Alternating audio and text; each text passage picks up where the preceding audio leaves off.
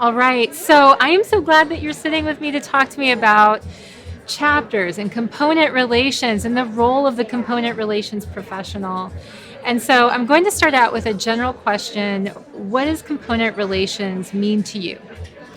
To me, it means supporting at all levels, on the national level to the local level, to micro, macro. It is just support. Yeah. That's what it means to me. I mean, it's crazy because you really do, when you're involved in component relations, you have this overview that a lot of people don't have the chance to have. They don't act as those diplomats, as those in-between people to hear the stories at the grassroots local level, and then to come back and relate that back to the overall organization.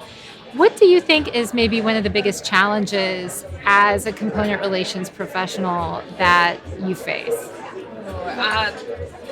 Wow. I know That's a tough question, but I would say on a national level, being able to work with all different component relation sizes. I mean, Yeah. we have large chapters, we have small chapters, and trying to do a one size fits all really does not work for us. So trying to figure out what their needs are and their different sizes and how we can assist. Yeah, I think I can totally see why that would be the case.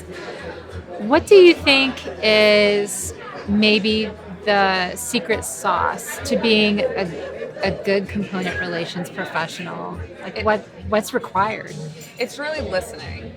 Listening to the challenges, listening to the success stories, listening to everything in between, and trying to figure out how do I put all these professionals together that are on different sides of the country. Some of our members are in Seattle, some of our members are in Hawaii, some of our members are in DC, and how they're all having similar challenges, and how do I connect the dots and show them, hey, this is what Seattle's doing, this is what another person is doing. It's really about, really being that chapter relations professional.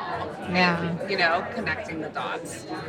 So I've been asking on and off this question about component relations professionals and what people think you do when they hear that versus what you actually do. So when I was a component relations professional, no one knew what that was. Yeah. Ever. Like, not only did they not understand what an association did, they didn't know what a component relations professional did, like, ever.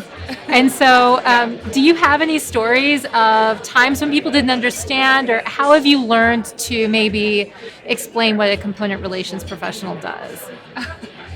There's a lot there. You can unpack it the way you want. It's always a challenge, I would say. My in-laws always ask me, what do you do? And I'm like, I support an industry. I, help them connect the dots, whether it's issues with their websites, issues with membership, issues within a board. I am just there to support. I'm here to listen. Like, that is how I explain it. And then I try to also just find solutions. Right.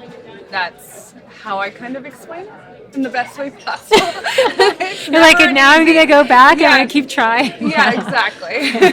It's so hard. I mean, and I think that what I've learned about component relations as a profession, as a role, is that you're really asked to be a creative problem solver all the time in many different ways. And so what are maybe some of the I guess, biggest leadership skills or biggest skills or traits that you feel are important to have as a component relations professional? Communication being the number one, being able to be transparent with your members and staff internally, discussing issues. It's really about communication for me. And that's how I always lead, with discussion, team building.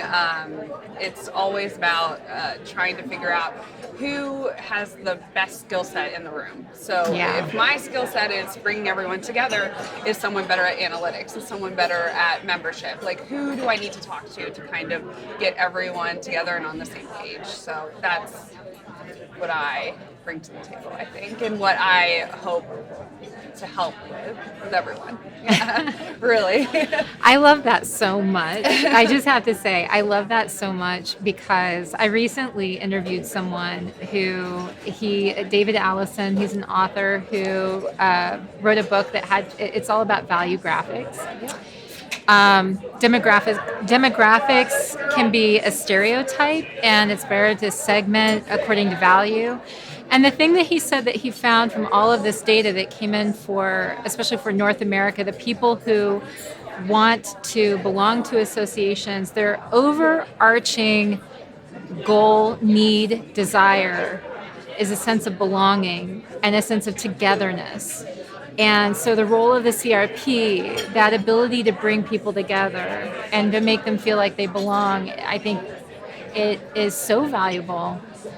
And yet a lot of people when they hear CRP, don't know that's really what that means, is the ability to bring people together. So I just said a whole lot. I guess if there's any one last thing that you wanted to say, like a last message to people who are listening about what they need to know about being a CRP, what would it be?